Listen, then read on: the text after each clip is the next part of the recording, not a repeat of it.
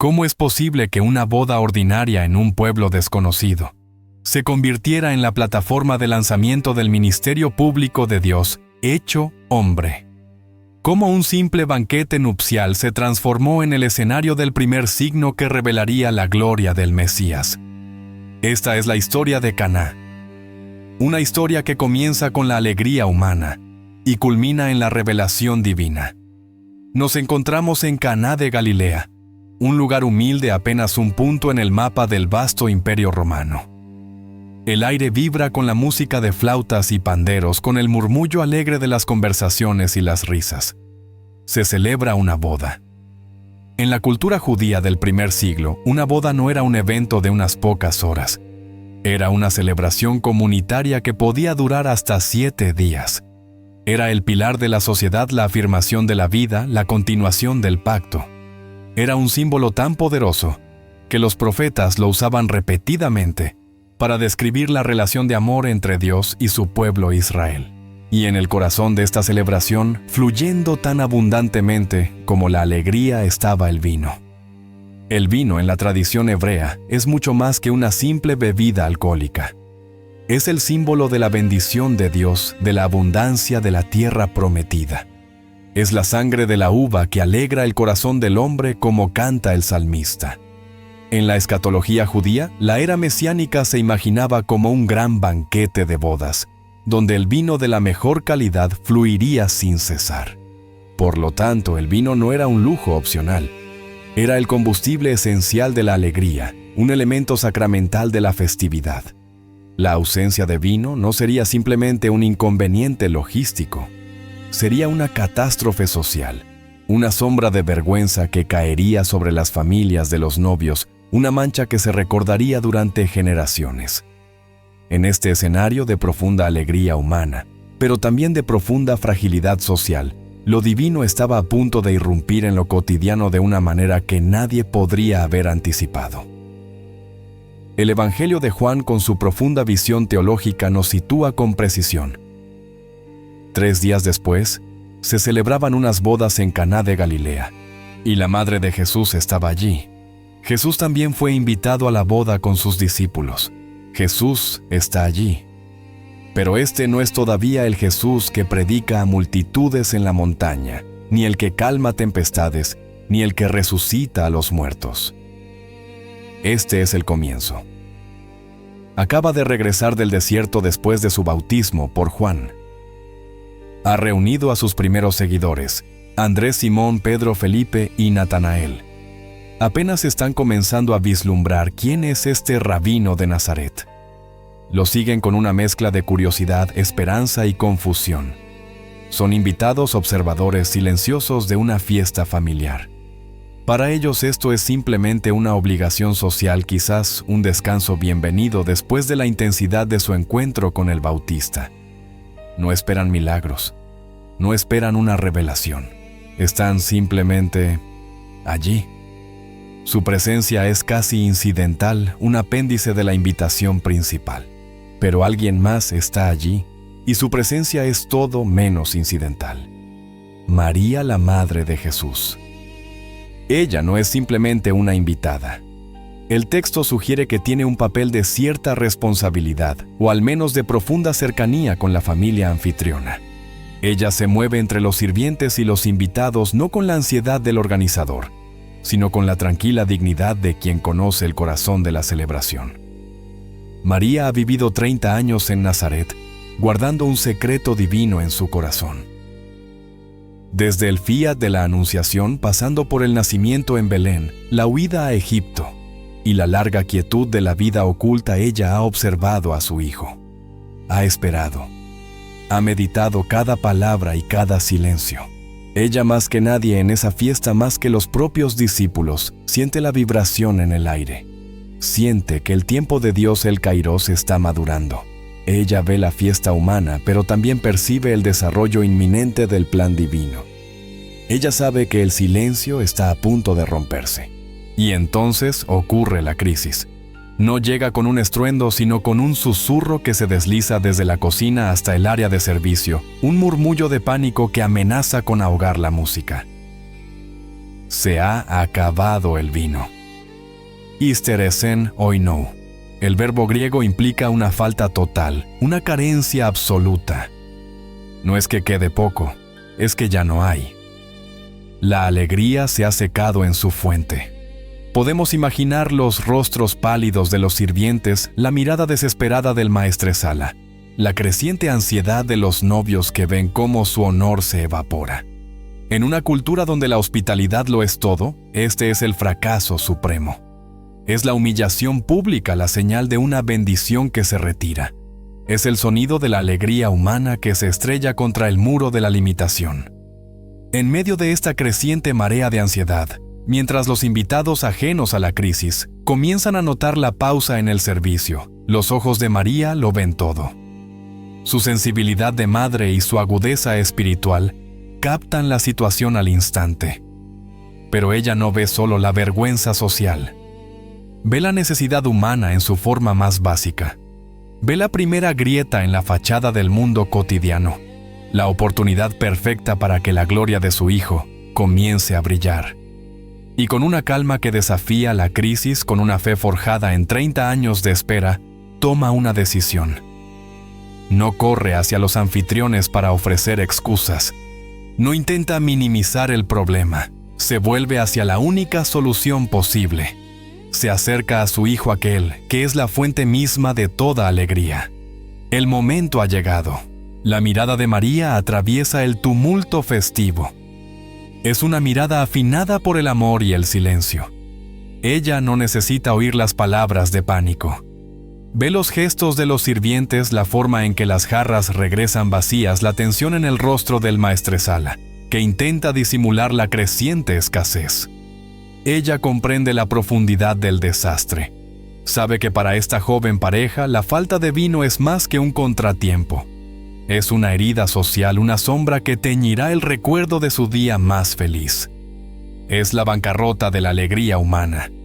Pero la visión de María trasciende inmediatamente la vergüenza social. Ella ve algo más profundo, ve la necesidad humana fundamental. Ve el vacío. Ve el momento en que la suficiencia humana ha llegado a su límite.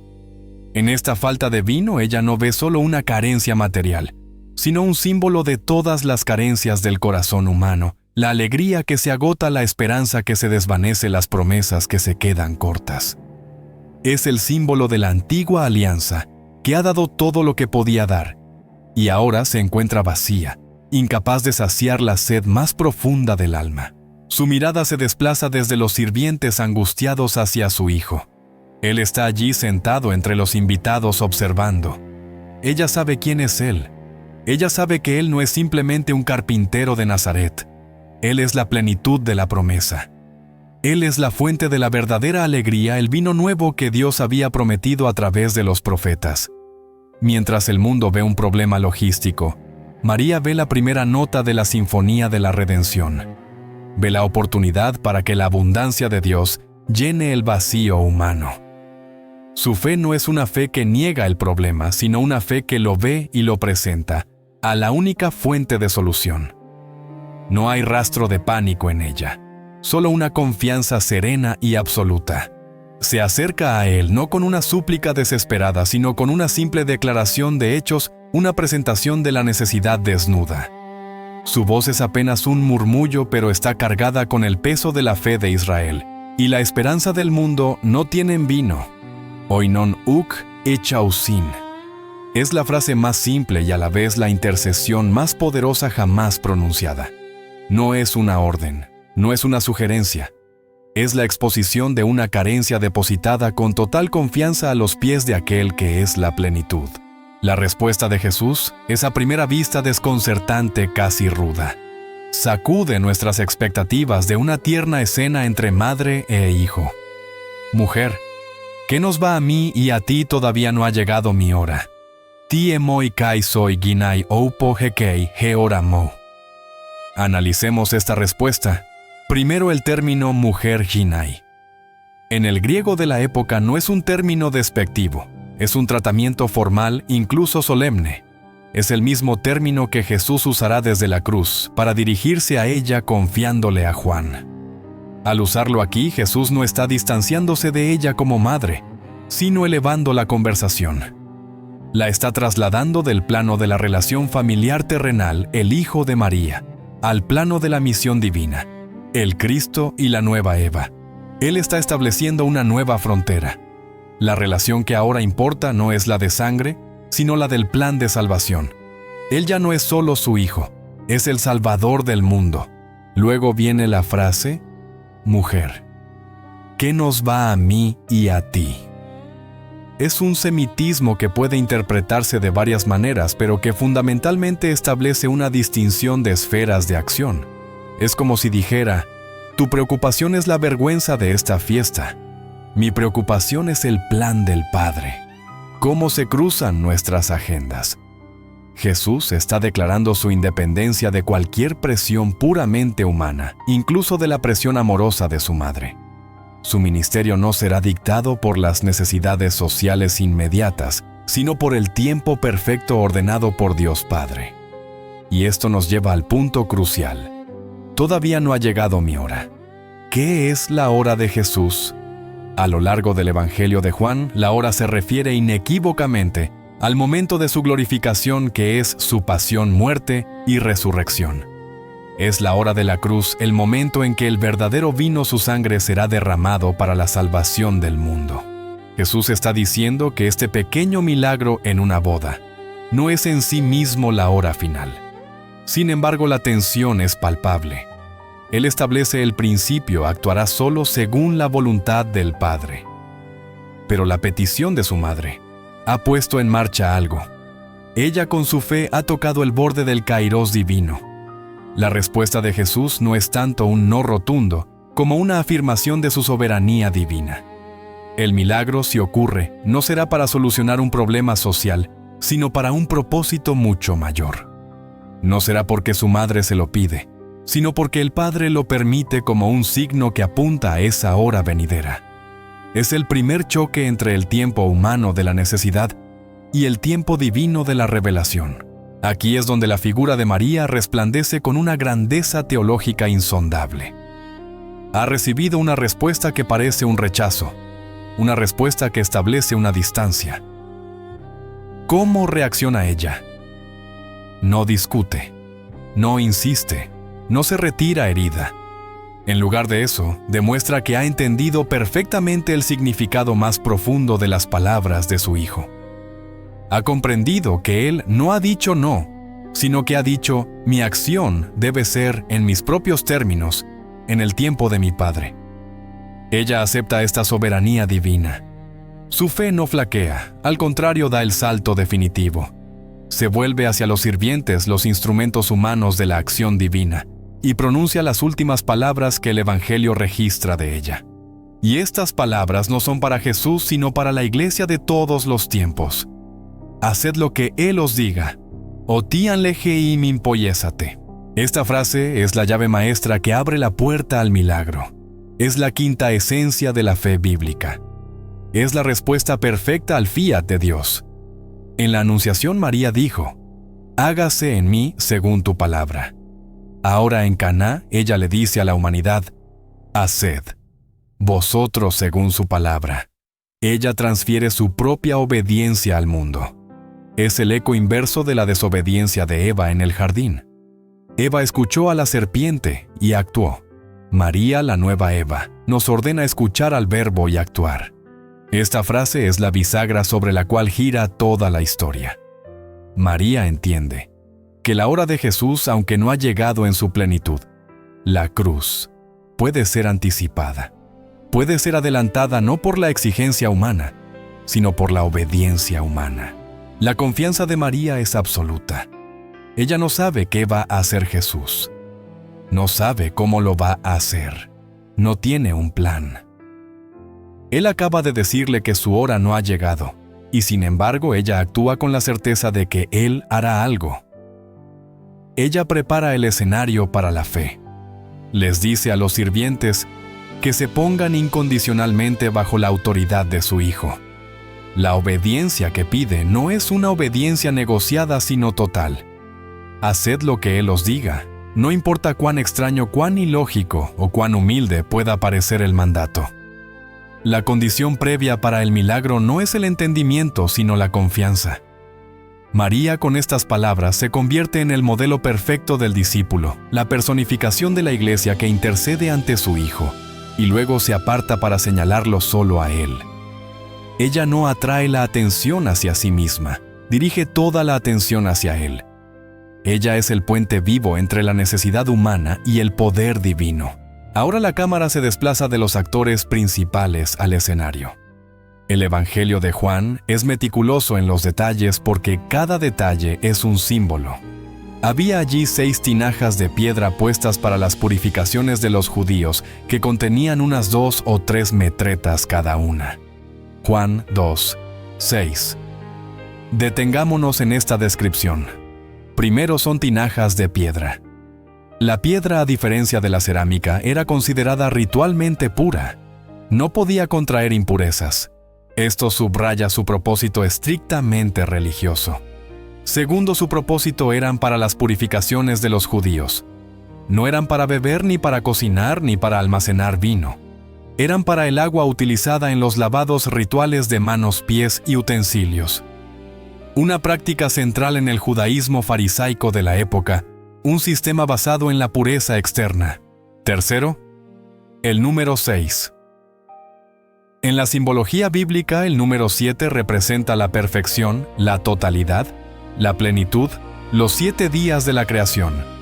El número 6, por lo tanto, es el número de la imperfección, de lo incompleto, de aquello que se queda corto.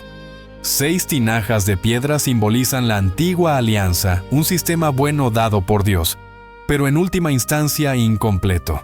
Es un sistema que puede limpiar lo exterior, la pureza ritual, pero no puede transformar lo interior, el corazón. Estas 6 tinajas están allí presentes en la boda, pero ahora en medio de la crisis se revelan inútiles. El agua que contienen puede lavar las manos, pero no puede restaurar la alegría. No puede salvar la fiesta. Representan el esfuerzo humano por alcanzar a Dios a través de la observancia de la ley, un esfuerzo que, como el vino de la boda, se ha agotado. Estas tinajas están vacías, o al menos no están en uso para su propósito original en este momento de necesidad. Son el símbolo perfecto de una religión que se ha quedado sin vino, sin la alegría del Espíritu. Están esperando. El escenario está preparado teológicamente. Jesús no va a traer un vino nuevo de la nada. Va a utilizar los recipientes mismos de la antigua alianza, los símbolos de la ley, y los va a transformar. No viene a abolir la ley, sino a darle plenitud. El agua de la purificación ritual está a punto de convertirse en el vino de la celebración mesiánica. Lo antiguo está a punto de ser llenado y trascendido por lo nuevo. En este drama divino, los sirvientes se convierten en protagonistas inesperados. Son hombres y mujeres anónimos, probablemente agotados, ciertamente estresados por la crisis. Han sido testigos del pánico, y ahora reciben la instrucción de María: haced lo que Él os diga. Entonces Jesús rompe su silencio. Su primera orden pública no es una gran proclamación teológica, sino una instrucción práctica y francamente extraña. Jesús les dijo: llenad las tinajas de agua. Juan 2, 7. Pensemos en esto. La necesidad es de vino, la orden es de agua. Y no solo un poco de agua. Estas tinajas son enormes. Una metreta equivalía a unos 39 litros. Cada tinaja contenía 2 o 3 metretas, es decir, entre 78 y 117 litros. 6 de ellas suman un total de entre 468 y 702 litros de agua. Más de medio millar de litros. La orden de Jesús es laboriosa. Requiere esfuerzo físico, tiempo y una obediencia que desafía la lógica. Los sirvientes podrían haber protestado: agua. Señor, necesitamos vino. Llenarlas todas. Estamos en medio de una crisis. ¿Para qué sirve el agua de la purificación en este momento? Pero no lo hacen. Ellos han recibido la directiva de María y actúan con una fe simple, directa y operativa. El texto dice simplemente: y las llenaron hasta arriba. Kai egemisan autas geosano. Esta pequeña frase es crucial. Hasta arriba. No lo hicieron a medias. No cuestionaron la magnitud de la tarea. Ejecutaron la orden con una obediencia total y generosa. Vaciaron sus dudas y llenaron las tinajas. Este es el acto de fe humana que colabora con el poder divino. Su obediencia es un acto de fe ciega en el sentido más puro. No tienen idea de cuál será el resultado. Están actuando en contra de toda lógica humana para resolver el problema. Están participando en un acto que parece inútil. Pero su acción es la condición indispensable para el milagro. Dios no actuará en el vacío. Él elige actuar a través de la colaboración humana. Estos sirvientes, al llenar las tinajas de piedra con agua, están preparando el altar. Están haciendo su parte. Lo único que pueden hacer obedecer en lo concreto, en lo físico, en lo laborioso. Su fe no es intelectual. Es una fe de manos y pies, una fe que carga cántaros de agua bajo la mirada expectante del Mesías. Las 6 enormes tinajas de piedra están ahora rebosantes de agua. El sudor aún brilla en la frente de los sirvientes. Han hecho exactamente lo que se les pidió. La tensión debe ser casi insoportable. ¿Y ahora qué? ¿Bendecirá el agua? ¿Hará algún gesto mágico? ¿Orará sobre ellas? La siguiente orden de Jesús es aún más desconcertante y arriesgada que la primera. Y les dijo: «Sacad ahora un poco y llevádselo al maestresala». Juan 2, 8. Este es el momento de la prueba de fuego. Llenar las tinajas de agua era un trabajo duro pero privado, hecho en el área de servicio lejos de los ojos de los invitados. Pero ahora Jesús les ordena tomar esa agua y llevarla al experto, al catador oficial de la fiesta, al architriclinos, o maestresala. Este hombre es el responsable de la calidad de todo lo que se sirve. Presentarle agua simple en lugar del vino que falta no es solo una tontería, es un insulto profesional, es una burla. Los sirvientes se enfrentan a una elección crítica. Obedecer significa arriesgarse al ridículo público. Significa exponerse a la ira del maestresala, a ser despedidos, a ser acusados de burlarse de la fiesta en el peor momento posible. Toda la lógica humana grita en contra de esta orden. Pero Señor, esto es solo agua. Acabamos de ponerla allí. Su reputación, su trabajo, su sentido común, todo está en juego. Este es el segundo y más difícil acto de obediencia. El primero fue la obediencia del esfuerzo, llenar las tinajas. Este es la obediencia del riesgo, presentar el resultado. Y una vez más, el texto registra su acción con una simplicidad asombrosa. Y se lo llevaron. Kai Enenkan. Sin dudar, sin más preguntas, simplemente lo hicieron. Tomaron un cántaro más pequeño, lo sumergieron en el agua de las tinajas de purificación y caminaron con el corazón en la garganta a través del salón de banquetes hacia el maestresala. Este es el momento en que el milagro ocurre. ¿Cuándo exactamente se transforma el agua? ¿En la tinaja? ¿En el cántaro que llevan? ¿En la copa del maestresala? El Evangelio no lo dice porque no es relevante. El milagro ocurre en el nexo invisible entre la orden soberana de Cristo y la obediencia total de los sirvientes. Sucede en el acto de fe de llevar lo que parece ser un fracaso humano agua, con la confianza de que se convertirá en un triunfo divino vino. El primer acto de este drama ha llegado a su clímax. El escenario está perfectamente preparado para la revelación, para la manifestación de la gloria. Hagamos una pausa y recapitulemos la cadena de eventos que nos ha traído hasta aquí. Todo comenzó con una necesidad humana, la falta de vino, que simboliza el vacío, y la incapacidad de la alegría humana y de la antigua alianza para satisfacer plenamente. Luego vino la intercesión de la fe María, que no ve solo el problema, sino la oportunidad divina, y presenta la necesidad a su Hijo. No tienen vino. Después la respuesta divina que establece la soberanía, la respuesta de Jesús, que separa su misión de las presiones humanas y la ancla en su hora, la hora del Padre. Seguidamente la instrucción de la fe, la orden de María a los sirvientes. Haced lo que Él os diga, que es el requisito indispensable para la acción de Dios. Luego la obediencia del esfuerzo, los sirvientes que llenan hasta arriba las 6 tinajas de piedra de la purificación, los símbolos de la ley incompleta. Y finalmente, la obediencia del riesgo. Los sirvientes que sacan esa agua y la llevan al maestresala, confiando ciegamente en la palabra de Jesús. El puente de la fe ha sido construido. Cada pieza está en su lugar. La intercesión de María ha provocado la respuesta de Jesús, y la obediencia de los sirvientes ha proporcionado los instrumentos. El agua, símbolo de la ley, está en las tinajas, símbolo de la imperfección. El maestresala, el juez del mundo ajeno a todo lo que ha sucedido, está a punto de recibir el cántaro.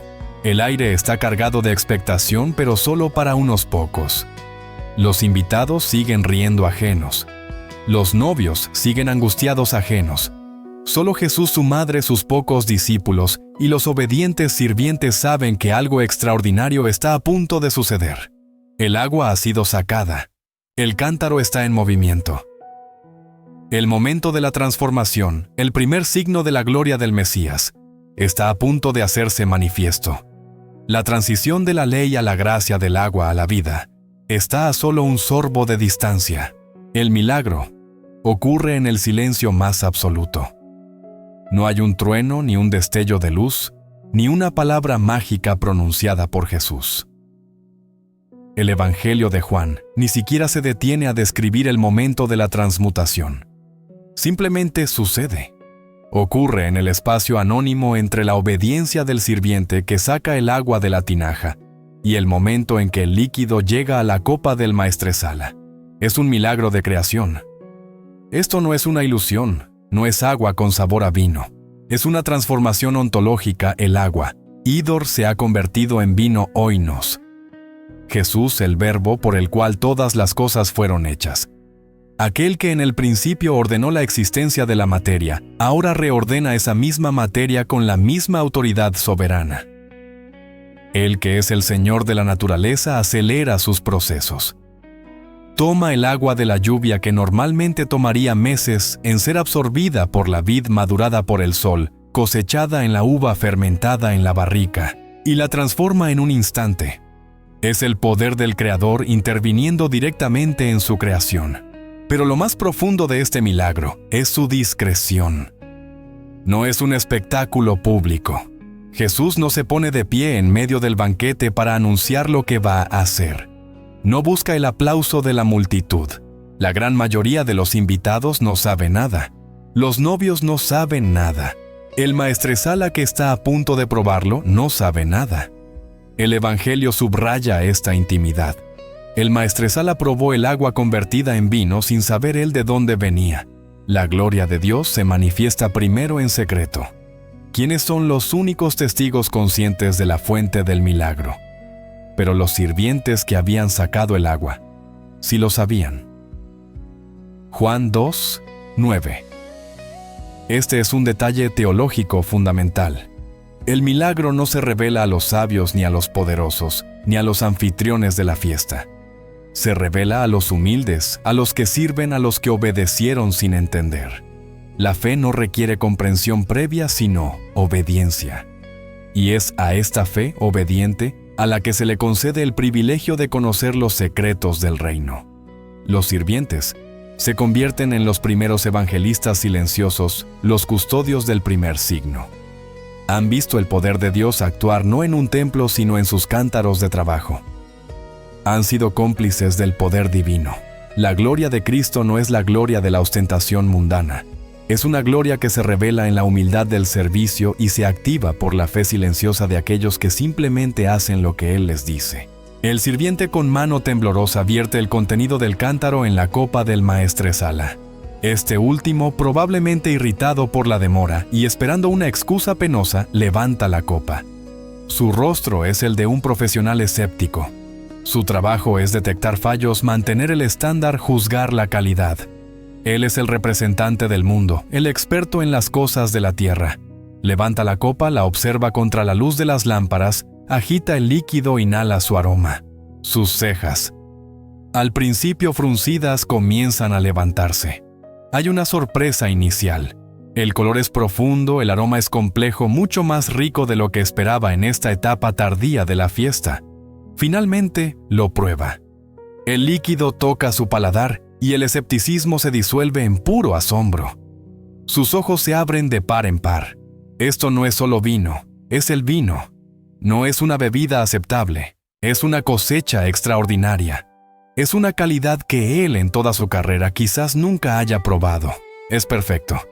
Tiene el cuerpo, la profundidad, la suavidad y el acabado de un vino que debería haberse servido al principio de la fiesta, cuando los paladares estaban frescos y podían apreciarlo plenamente.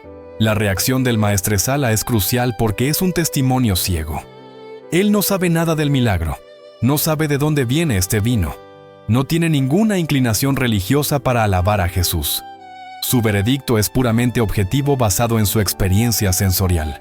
Es el mundo sin saberlo dando testimonio de la superioridad de la obra de Dios.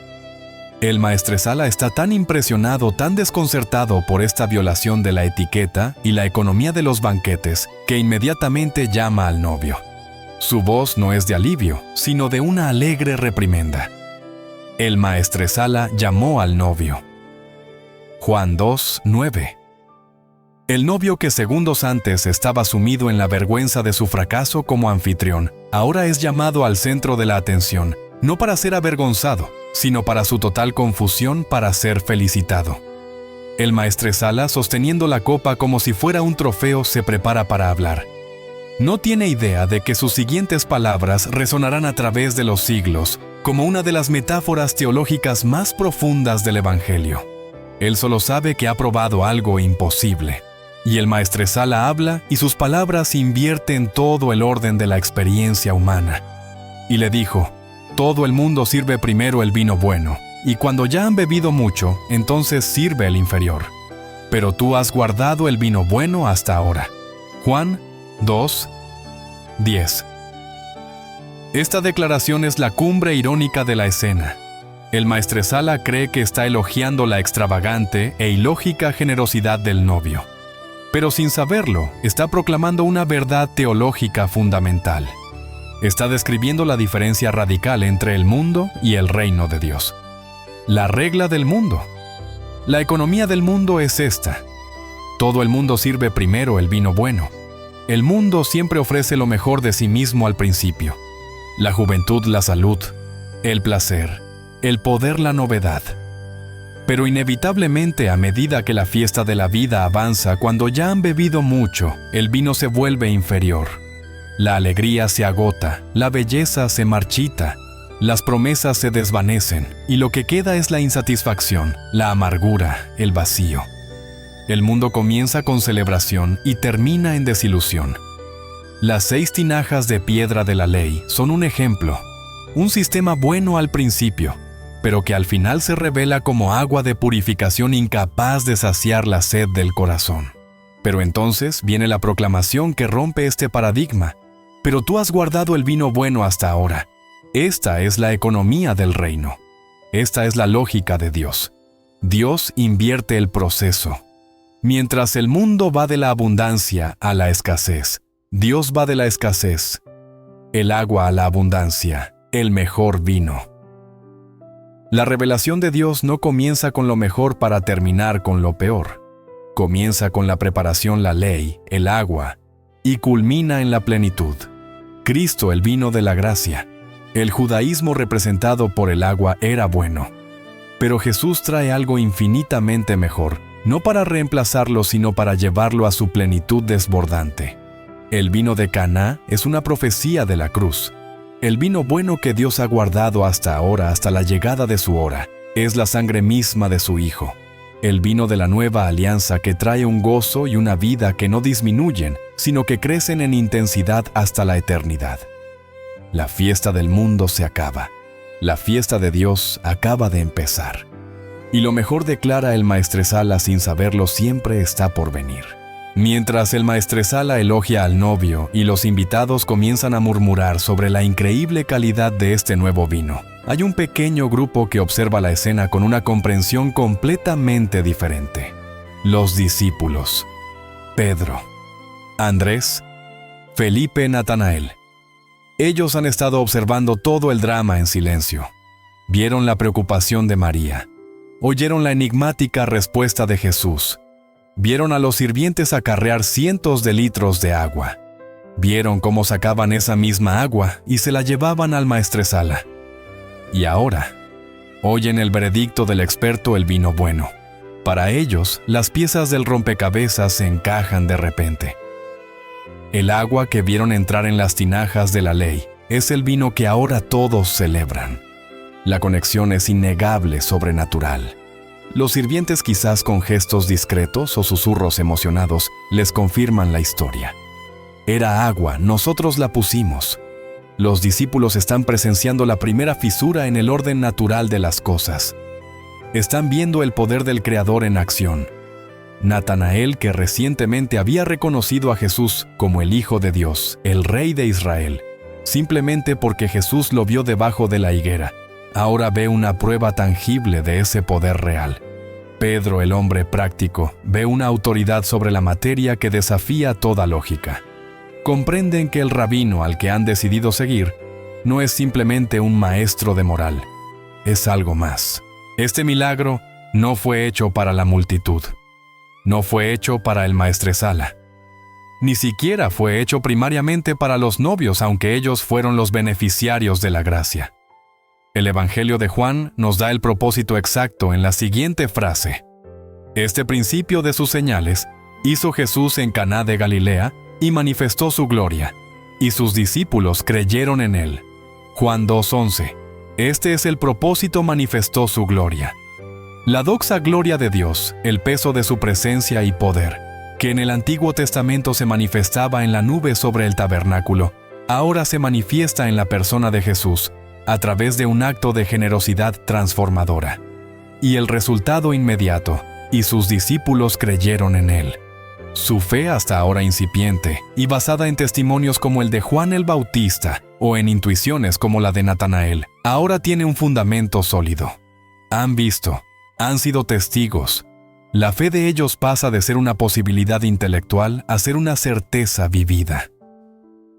Caná no es solo el primer milagro.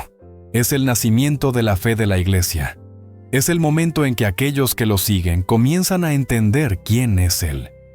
Es el comienzo de su ministerio público, no con un sermón, sino con un acto de poder creativo que revela su identidad divina. Vayamos más allá de la superficie de la historia, porque Caná es ante todo un signo semellon. En el Evangelio de Juan, un signo no es solo un milagro que asombra, sino un acto simbólico que apunta a una realidad espiritual mucho más profunda. La transformación del agua en vino es el manifiesto teológico de todo el ministerio de Jesús. ¿Qué está sucediendo aquí? Está ocurriendo la gran transición de la antigua alianza a la nueva alianza. El agua, como vimos, estaba en las 6 tinajas de piedra destinadas a la purificación ritual. Esta agua representa la ley de Moisés. La ley era buena, santa, era dada por Dios. Podía limpiar lo exterior, señalar el pecado, establecer las reglas de la pureza ritual. Pero la ley, como el agua, no podía transformar el corazón, no podía dar vida, no podía embriagar el alma con la alegría divina. Era en esencia insípida, y como las 6 tinajas era incompleta. Jesús toma esta agua, este símbolo de la ley, y la transforma. ¿En qué? En vino. El vino en toda la Biblia es el símbolo de la alegría, la celebración, la fiesta, la abundancia, y lo más importante, la sangre del pacto. Los profetas Amós 9:13, Joel 3:18 habían profetizado que en la era mesiánica las montañas destilarían vino nuevo. Jesús, al crear este vino superabundante, más de 500 litros, y de calidad insuperable, el vino bueno está declarando silenciosamente: la era mesiánica ha comenzado. Yo soy aquel del que hablaron los profetas. Él está trayendo la alegría desbordante que la ley solo podía prometer.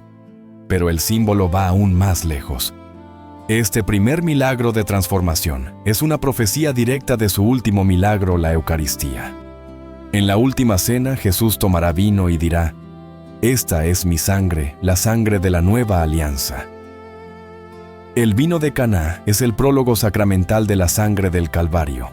Es la promesa de la vida divina, la alegría eterna que se nos dará, no por nuestros rituales de purificación el agua, sino por el sacrificio redentor de Cristo, el vino nuevo. Caná no es solo el reemplazo de lo antiguo por lo nuevo, es la plenitud de lo antiguo en lo nuevo. El agua no se tira, se transforma. La ley no se abole, se cumple y se eleva a una dimensión de gracia y amor que transforma el corazón. Después de su intervención inicial, María desaparece de la narración de Caná. No la vemos reaccionar al milagro, no la vemos recibir agradecimiento. Se retira a un segundo plano, habiendo cumplido su papel a la perfección. Y en este discreto movimiento, María revela su función más profunda, convirtiéndose en el modelo perfecto de la Iglesia. ¿Qué hace María en Caná? Primero detecta la necesidad. Ella tiene ojos para ver la carencia humana, la vergüenza, el vacío donde la alegría se ha agotado. La Iglesia, siguiendo su ejemplo, está llamada a ser sensible a las necesidades del mundo, a ver la sed de la humanidad. Segundo, intercede con fe. Ella toma esa necesidad y en lugar de intentar solucionarla con medios humanos, la presenta con confianza total a Jesús. No tienen vino. Ella no dicta la solución. Simplemente expone el problema al poder de Cristo. Esta es la oración de intercesión de la Iglesia, presentar las necesidades del mundo a su Señor. Tercero, y lo más importante, dirige a otros hacia Cristo.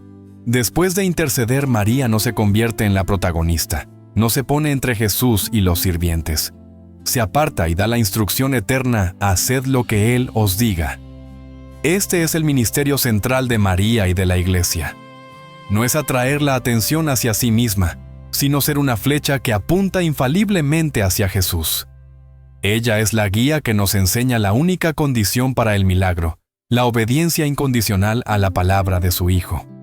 María es la madre de la gracia, no porque ella misma genere la gracia, sino porque a través de su intercesión y su guía, nos prepara para recibir la gracia transformadora de Cristo. Ella es el catalizador humano que por su fe adelanta la hora, permitiendo que el poder de Dios entre en la estructura del tiempo humano. Ella es la figura de la Iglesia creyente, la que ve la necesidad, ora con confianza, y nos conduce a la obediencia absoluta a Jesucristo, la única fuente de todo vino bueno. El escenario de Caná no es accidental, es una fiesta de bodas. Esta elección es teológicamente densa.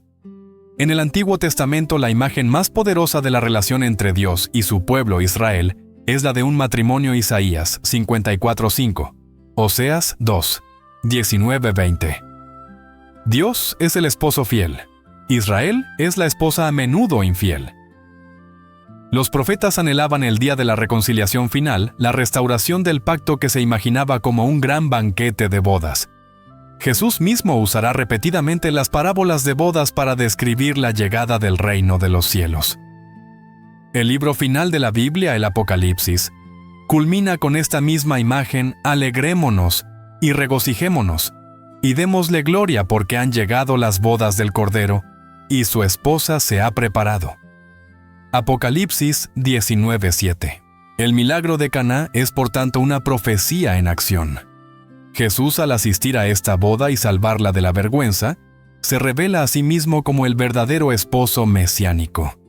Él es el esposo que ha venido a celebrar las bodas definitivas entre Dios y la humanidad.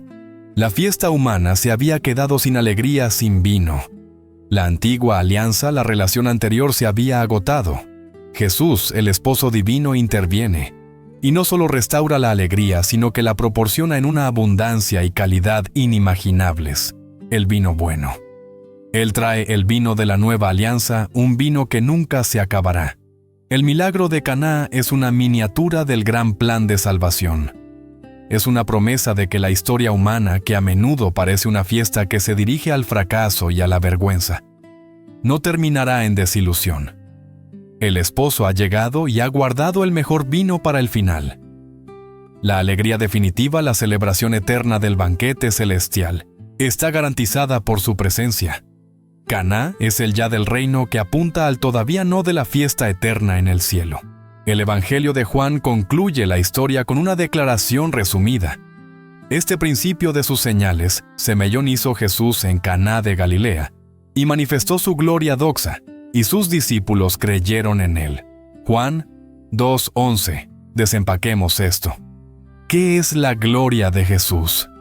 En el pensamiento popular, gloria a menudo se asocia con poder deslumbrante, con una demostración de fuerza abrumadora con trompetas y luz cegadora. Pero la primera manifestación de la gloria de Jesús es sorprendentemente diferente.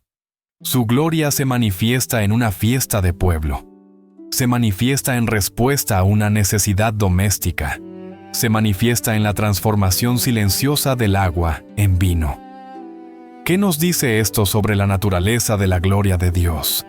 Nos dice que la gloria de Dios no es la gloria del poder opresivo, sino la gloria del amor creativo y generoso. La gloria de Jesús es su capacidad de tomar lo ordinario agua y hacerlo extraordinario vino. Es tomar la carencia humana, la falta de vino, y llenarla con la abundancia divina más de 500 litros. Es tomar la vergüenza, el fracaso de los novios, y convertirla en honor, la alabanza del maestresala. Es tomar lo incompleto, las 6 tinajas de la ley, y llevarlo a la plenitud, el vino de la gracia. La gloria de Dios es fundamentalmente transformadora. Es el poder de la vida nueva, de la alegría que brota donde solo había estancamiento. Jesús no manifestó su gloria a pesar de la situación humana, sino precisamente a través de ella. Él no vino a condenar el agua, sino a transformarla. No vino a condenar la fiesta humana, sino a salvarla y elevarla. El milagro de Caná, por lo tanto, es una declaración programática a la gloria de Dios, que alcanzará su cénite en la cruz, donde el fracaso humano supremo se convertirá en la victoria divina suprema. Se revela en el amor que sirve, que restaura y que da vida en abundancia. El Evangelio de Juan está escrito para una audiencia que conoce profundamente las Escrituras hebreas. Para ellos, este primer signo de Jesús habría evocado inmediatamente un contraste poderoso con el primer gran signo realizado por Moisés en Egipto. En el libro del Éxodo capítulo 7, la primera de las 10 plagas, el primer acto de poder de Moisés ante el faraón, fue transformar el agua en sangre. Y toda el agua que había en el Nilo se convirtió en sangre, y los peces que había en el Nilo murieron. Y el Nilo apestaba, y los egipcios no podían beber del agua del Nilo. Éxodo 7, 20, 21. Ese fue un milagro de juicio. El agua convertida en sangre trajo muerte, hedor y castigo. Fue el poder de Dios manifestado como justicia retributiva contra los enemigos de Israel. Ahora avancemos rápido a Caná. Jesús, el profeta mayor que Moisés, también realiza su primer signo público involucrando agua. Pero su milagro es la inversión perfecta del de Moisés. Él no transforma el agua en sangre juicio, sino el agua en vino gracia. Su milagro no trae muerte sino vida. No trae hedor sino aroma. No trae castigo sino alegría desbordante. El contraste es deliberado y asombroso. Moisés, el legislador, representa la ley que trae el conocimiento del pecado. Y en última instancia la muerte, el juicio. El agua de la ley se convierte en la sangre del juicio. Jesús, el dador de la gracia, es el nuevo Moisés. Él representa la nueva alianza. Él toma el agua de la ley, las tinajas de purificación, y la convierte en el vino de la fiesta mesiánica, el vino que es un preludio de su propia sangre, que no será derramada para condenar, sino para la remisión de los pecados. Caná es la declaración de que el ministerio de Cristo no será de juicio como el de Moisés en Egipto, sino de transformación y salvación. Él no ha venido a condenar al mundo, sino a salvarlo, a transformar su agua de tristeza en el vino de la alegría eterna. A menudo esperamos que la intervención de Dios ocurra en los grandes escenarios de la vida, en medio de una tragedia devastadora, en una decisión que cambia la vida en el templo o en una asamblea solemne. Pero el primer milagro de Jesús, la inauguración de su ministerio público, ocurre en un contexto sorprendentemente ordinario. Ocurre en una fiesta. Gira en torno a un problema logístico casi banal, la escasez de bebida en una boda. No hay enfermos que sanar. ni muertos que resucitar, ni demonios que expulsar. Solo una familia enfrentando una profunda vergüenza social. Y es precisamente aquí donde Jesús elige actuar. ¿Qué nos enseña esto? Nos enseña que Dios no está distante de nuestras preocupaciones cotidianas.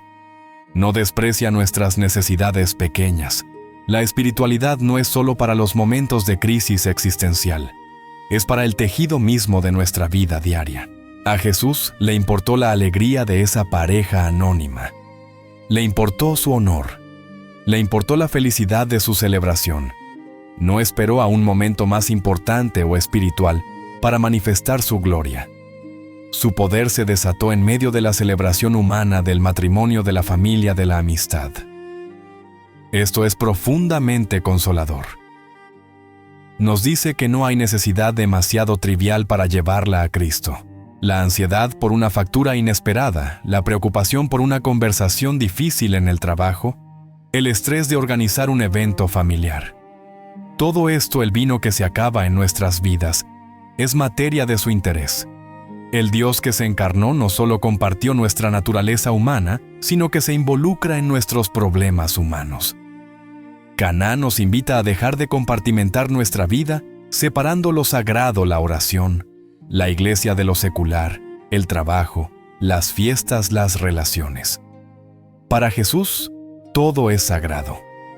Todo es una oportunidad para que su gracia transformadora entre y convierta nuestra agua ordinaria en el vino extraordinario de su presencia. La gloria de Dios se encuentra precisamente en la intersección de lo divino con lo cotidiano. Volvamos a los héroes anónimos de esta historia, los sirvientes. Su papel es absolutamente fundamental. A menudo cuando leemos sobre milagros, nos enfocamos en el poder de quien lo realiza y en el resultado espectacular. Pero Caná nos enseña una lección vital sobre la colaboración humana. Jesús pudo haber hecho aparecer el vino de la nada. Podría haber chasqueado los dedos y llenar las copas de los invitados mágicamente. Pero no lo hizo. Eligió depender de la acción humana. Eligió involucrar a los sirvientes en el proceso. Y su obediencia no fue espectacular en sí misma. ¿Qué hicieron ellos? Hicieron tareas serviles, acarrear agua. Llenad las tinajas de agua. Hicieron algo que estaba completamente dentro de sus capacidades humanas. No se les pidió que transformaran el agua, se les pidió que la movieran. El milagro fue 100% obra de Dios. Pero la obediencia humana fue la condición 100% necesaria para que ese milagro ocurriera. Dios hizo lo que solo Dios podía hacer, la transformación. Los hombres hicieron lo que los hombres podían hacer, llenar y llevar. Esta es una lección profunda sobre la fe activa. A menudo esperamos que Dios resuelva nuestros problemas mientras nosotros permanecemos pasivos. Oramos por un milagro, pero no estamos dispuestos a llenar las tinajas. Caná nos enseña que la fe no es pasividad, sino obediencia activa en las cosas pequeñas y ordinarias. Dios nos pide que hagamos nuestra parte por humilde que sea. Buscas un trabajo. Dios te pide que lleves el agua de preparar tu currículum y hacer las llamadas. Buscas reconciliación. Dios te pide que lleves el agua de iniciar esa conversación difícil. Nuestra tarea no es hacer el milagro. Nuestra tarea es obedecer la instrucción que nos da, confiando en que Él tomará nuestra simple agua de obediencia y la convertirá en el vino de su solución divina. La fe no es sentarse a esperar el poder de Dios. Es levantarse y hacer lo que Él nos dice aquí y ahora con los medios que tenemos a mano. La respuesta inicial de Jesús a su madre. Todavía no ha llegado mi hora, es una de las frases más analizadas del Evangelio. Aunque Él actúa esta frase, establece un principio crucial para toda nuestra vida espiritual, el tiempo de Dios. María presenta la necesidad humana que es inmediata y urgente. La fiesta se está arruinando ahora. Pero Jesús responde haciendo referencia a su hora, que es el tiempo divino, el kairos del Padre. Hay una tensión entre nuestra urgencia y el cronograma soberano de Dios. Nosotros vemos el problema inmediato. Dios ve el propósito eterno. Nosotros queremos una solución rápida. Dios quiere una transformación profunda. María en su sabiduría entiende esto. Por eso, después de la aparente negativa de Jesús, no discute, sino que prepara a los sirvientes para la acción, demostrando que confía en que Él actuará en el momento y de la manera perfecta. Esta escena es un bálsamo para nuestras almas impacientes. ¿Cuántas veces hemos orado por algo presentando una necesidad urgente, Señor? Se acabó el vino solo para encontrarnos con lo que parece ser el silencio o la inacción de Dios. Sentimos que la hora de nuestra necesidad ha llegado, pero parece que la hora de Dios se retrasa. Caná nos enseña a confiar en su tiempo. El hecho de que Jesús diga mi hora no ha llegado, no significa que sea indiferente a nuestra necesidad. Significa que su solución será mucho más grande de lo que imaginamos. Él no intervino en Caná en el primer segundo en que faltó el vino. Permitió que la crisis se desarrollara, que la necesidad se hiciera evidente, que las tinajas de la ley se mostraran vacías. Y solo entonces, en el momento perfecto, actuó no solo para resolver el problema, sino para revelar su gloria, para transformar la ley en gracia y para fundar la fe de sus discípulos. La aparente demora de Dios no es una negación, es una preparación para un milagro mayor.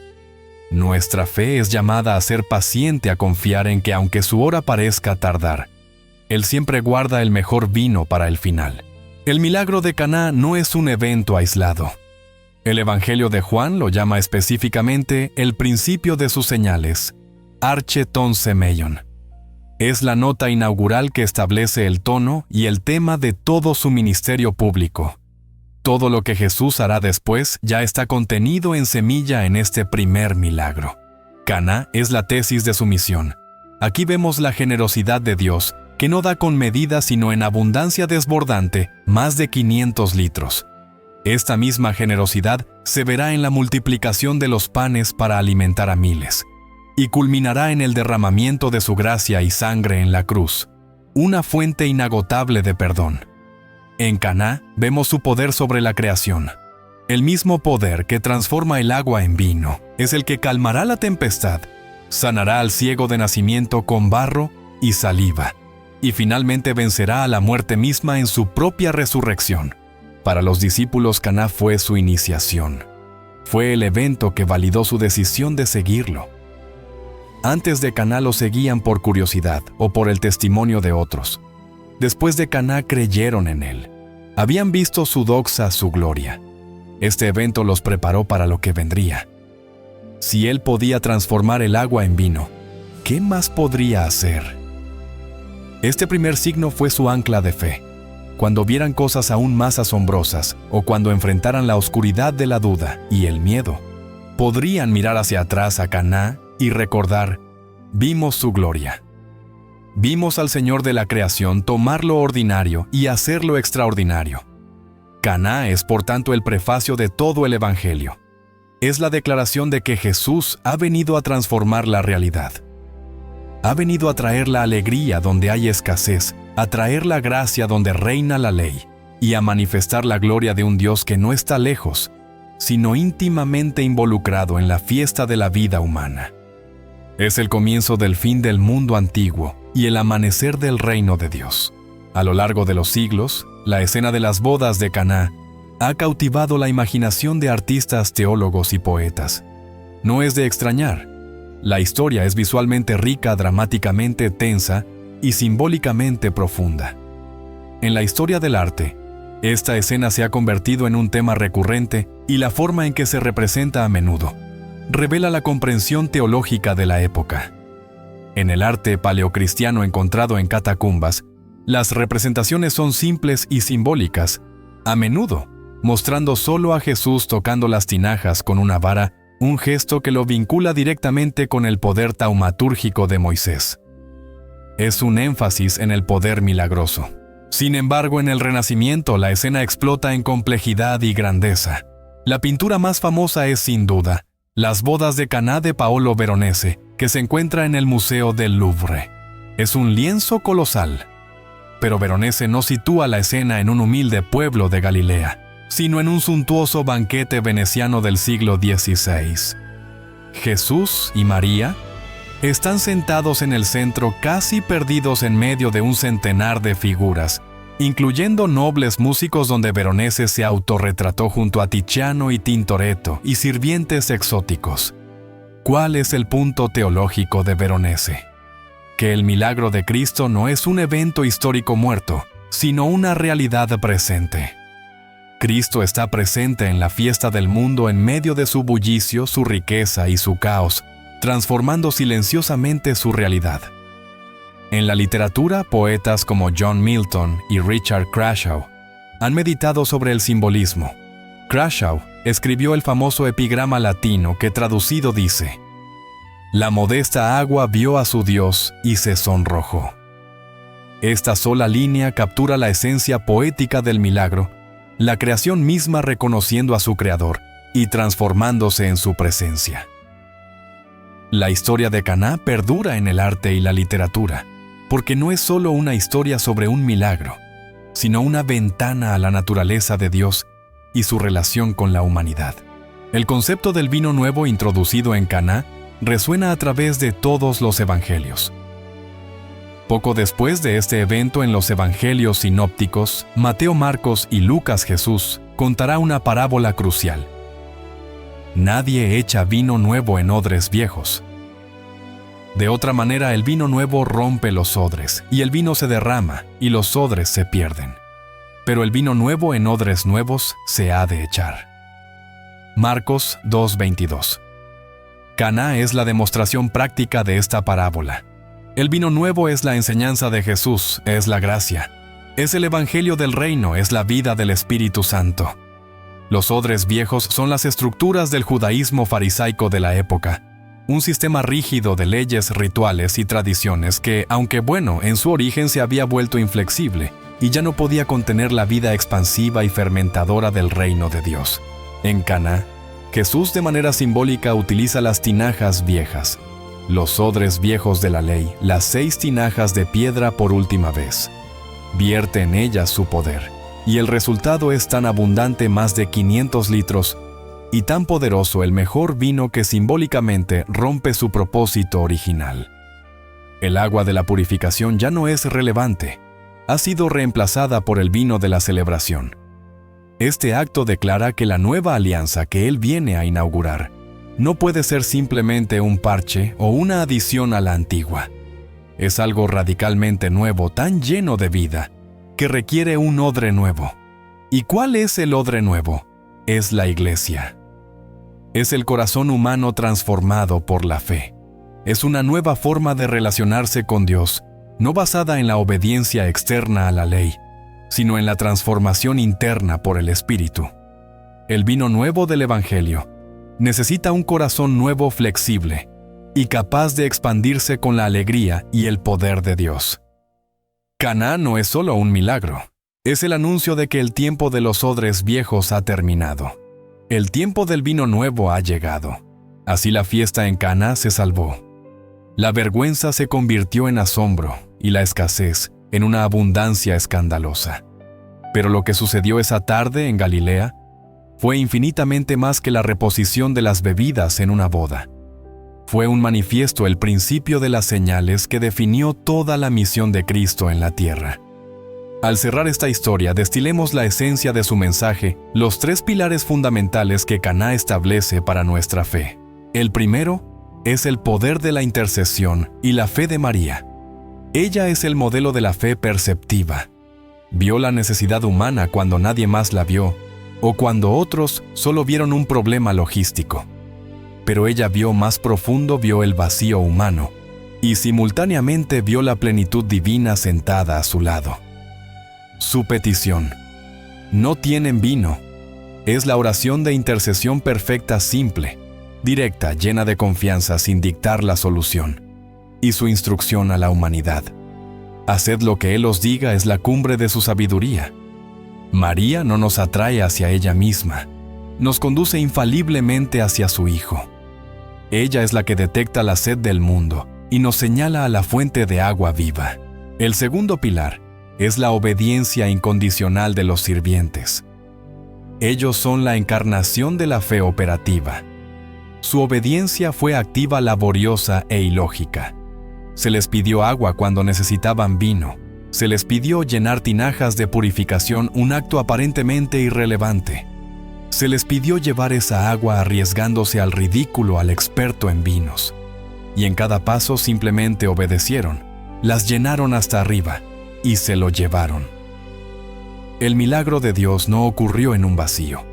Fluyó a través del canal de su obediencia. Nos enseñan que nuestra parte no es entender el plan maestro de Dios, sino ejecutar con fidelidad la tarea pequeña y presente que Él nos asigna.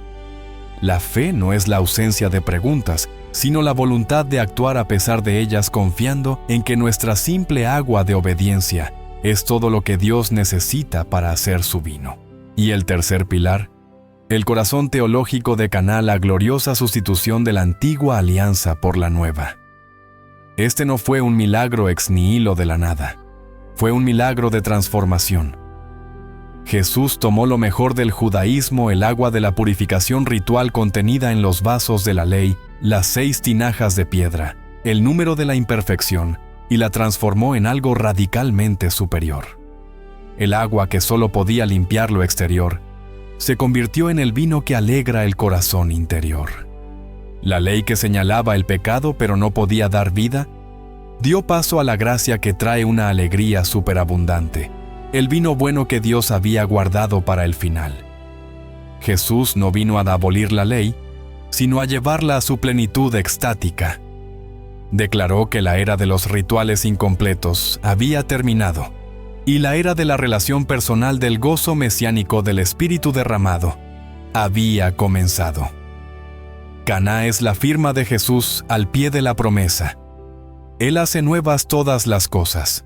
Esta historia ocurrida hace 2000 años en un pueblo desconocido no es una reliquia histórica. Es un espejo vivo de nuestra propia existencia, porque cada uno de nosotros en algún momento se encuentra en Caná. Cada uno de nosotros experimenta el momento de pánico silencioso en que nos damos cuenta se nos ha acabado el vino. Tal vez sea el vino de la alegría en un matrimonio que se ha vuelto rutinario y silencioso. Tal vez sea el vino de la esperanza en una búsqueda de trabajo que solo produce rechazos. Tal vez sea el vino de la paciencia con un hijo difícil, o el vino de la salud en un cuerpo que falla. Tal vez sea el vino de la fe misma que se siente seca, insípida, reducida a un ritual vacío como el agua en las tinajas de piedra. Nuestras vidas están llenas de fiestas que amenazan con terminar en vergüenza, en carencia, en fracaso. Y en medio de ese pánico, la historia de Caná resuena como un grito de esperanza. Nos dice que a Jesús le importan nuestras fiestas, le importa nuestra alegría, le importa nuestra vergüenza. Él acepta la invitación a la boda desordenada de nuestra vida cotidiana. Y lo que es más importante, nos dice que Él es el Señor de la transformación. Él no desprecia nuestra agua, no desprecia nuestros esfuerzos humanos, nuestras rutinas, nuestras estructuras religiosas vacías, pero se niega a dejarnos allí. Su presencia anhela convertir esa agua en vino. Él se especializa en tomar lo ordinario y hacerlo extraordinario. Se deleita en tomar nuestra escasez y convertirla en una abundancia escandalosa. La promesa de Caná es que no importa cuán vacía esté tu tinaja, no importa cuán insípida sea el agua que te queda, no importa cuán inevitable parezca la vergüenza, la presencia de Cristo tiene el poder de transformar tu realidad. Él ha guardado su mejor vino no para el comienzo de tu vida cuando todo era fácil, sino para ahora, para tu momento de necesidad. Él es el Dios que no solo restaura, Él mejora. El vino que Él da siempre es mejor. Así que la historia nos deja con una pregunta personal. Es la misma pregunta que enfrentaron los sirvientes en esa cocina caótica. ¿Qué harás con la palabra de Jesús? El milagro está suspendido esperando tu obediencia. Esta semana te invito a hacer una pausa y reflexionar. ¿Dónde exactamente se te ha acabado el vino? Sé honesto. Nombra esa área de escasez, esa ansiedad, esa vergüenza. Es en tus finanzas, en tus relaciones, en tu salud espiritual. Y una vez que la hayas identificado, escucha la voz de María. La voz de la iglesia que te susurra hoy, haced lo que Él os diga. ¿Cuál es esa instrucción simple, pequeña, quizás ilógica, que Dios te ha estado pidiendo que hagas? ¿Qué tinaja de agua te está pidiendo que llenes?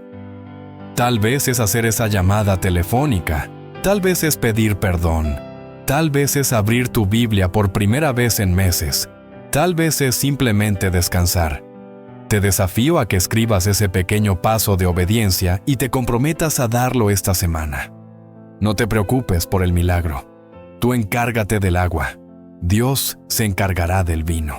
La historia de Caná es el principio de las señales, la garantía de que el esposo ha llegado y la fiesta de Dios ha comenzado. Si esta historia sobre el poder transformador de Jesús y la fe de su madre ha tocado tu corazón, si te ha dado esperanza de que tu agua puede convertirse en vino, te pido 3 cosas. Primero, suscríbete a este canal para que podamos seguir explorando juntos estas verdades profundas. Segundo, comparte este video. Compártelo con alguien que conozcas que esté atravesando su propio Caná, alguien que necesite desesperadamente un recordatorio de que Dios guarda el mejor vino para el final. Y tercero, deja un comentario abajo. Escribe simplemente "yo confío" o "hago lo que Él me dice", como una declaración de tu propia fe, para unirte a la obediencia de los sirvientes. Porque el mismo Jesús que estuvo en Caná está aquí ahora listo para tomar tu escasez y manifestar su gloria.